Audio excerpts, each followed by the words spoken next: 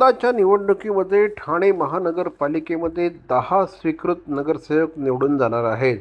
स्वीकृत नगरसेवक म्हणजे ज्या पद्धतीने विधान परिषदेचे आमदार असतात, ज्या पद्धतीने राज्यसभेचे आमदार असतात, त्याच पद्धतीने ठाणे महानगरपालिकेमध्ये निवडून आलेले नगरसेवक काही नगरसेवकांना निवडून देण्याचं काम करतात. त्यांना स्वीकृत नगरसेवक म्हटलं जातं.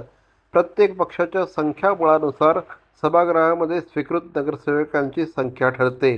त्यामुळे 131 नगरसेवकांपैकी 75 जागा एकनाथ शिंदे यांच्या शिवसेना पक्षाने, त्यापाठोपाठ भारतीय जनता पार्टीचे 28, 12 राष्ट्रवादी काँग्रेस आणि अजित पवार पक्षाचे 9, MIM 5, उबाठा आणि अपक्ष प्रत्येकी 1 असं संख्याबळ आहे.